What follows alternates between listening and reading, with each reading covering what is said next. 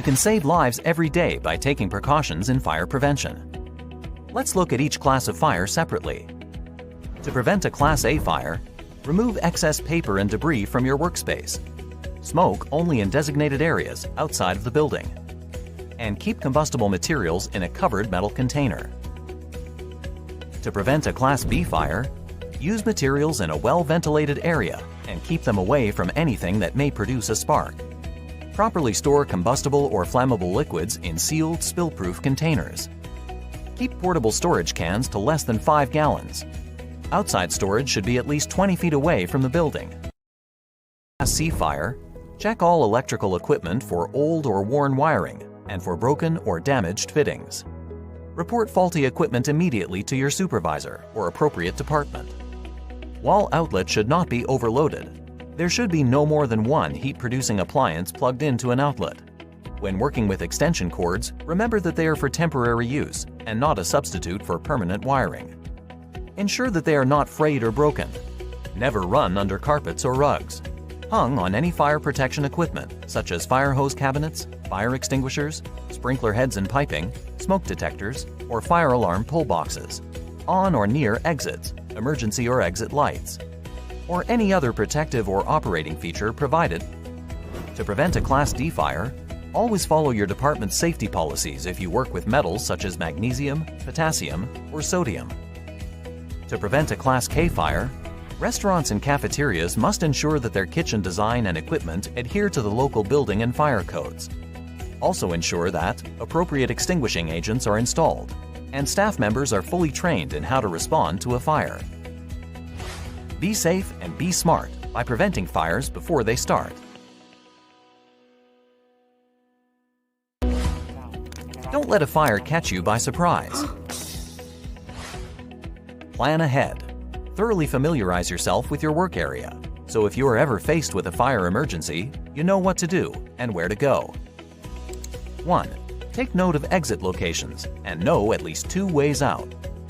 2. Learn the locations of your fire extinguishers should you decide to fight the fire. 3. Locate fire alarm pull stations. These are critical for alerting the other occupants in the building. And 4. Know your department's plan for where to meet following an evacuation. Do not re-enter the building until authorized to do so by emergency responders. Don't be caught unprepared. Know what to do in the event of a fire.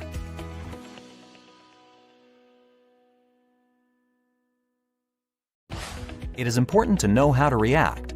Knowing what to do can mean the difference between life and death. 1. If the fire alarm is activated, evacuate the building immediately. 2. Never assume it's a drill. If you ignore a fire alarm, you could end up trapped inside a burning building. 3. Never use the elevator to get out of a burning building. Always use the stairs. You could become trapped inside an elevator, as many elevators stop working once the fire alarm is activated. 4.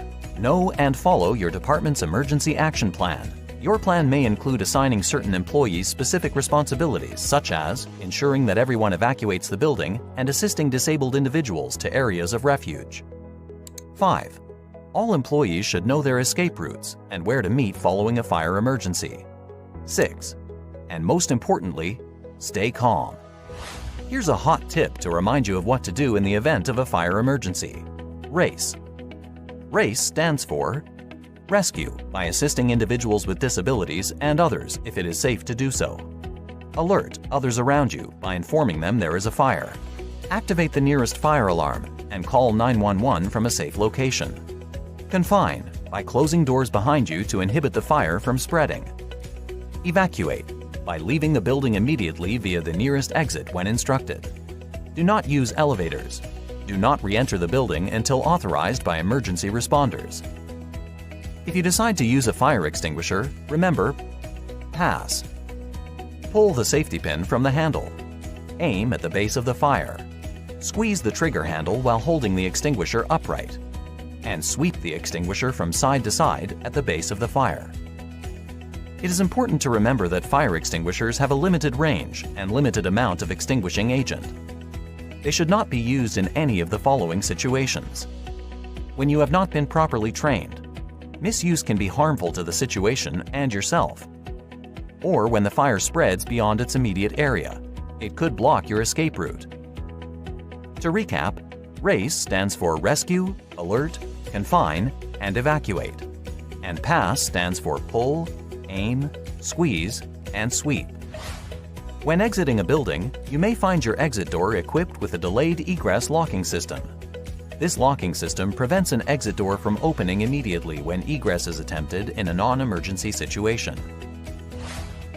In the event of a fire emergency, however, the locking system will automatically release upon activation of the building fire alarm, automatic sprinkler system, or loss of power. Now let's take a look at some examples of fire and life safety hazards in the workplace.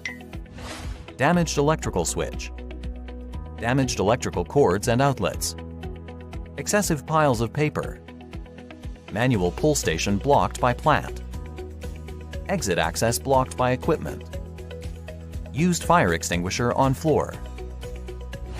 Keep an eye out in your workplace. These hazards are more common than you may think. Now let's consider a few scenarios. Scenario 1. What should you do if you are caught in smoke? Should you find yourself in this predicament, stay close to the floor and crawl to the nearest exit. Cleaner, cooler air will be near the floor. Scenario 2. What should you do if you get to a door that feels hot?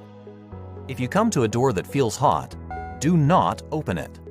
That door could be the only thing between you and the fire. Proceed to a secondary escape route. Scenario 3.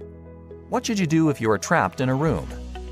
If you find yourself trapped, keep the doors closed and seal any cracks or vents with wet cloth material to prevent smoke from entering the room. Call 911 and report that you are trapped. Be sure to give your street address, building name, and room number. If there is a window, signal to someone outside. Hang an object at the window, such as clothing or a towel, and shout to attract attention. Scenario 4. What should you do if you or your clothes catch on fire? Do not run. This gives the fire more oxygen to burn stronger. Instead, you guessed it, stop, drop, and roll. Rolling around on the floor smothers the fire. Use cool running water to lower the temperature of the burn and seek medical attention.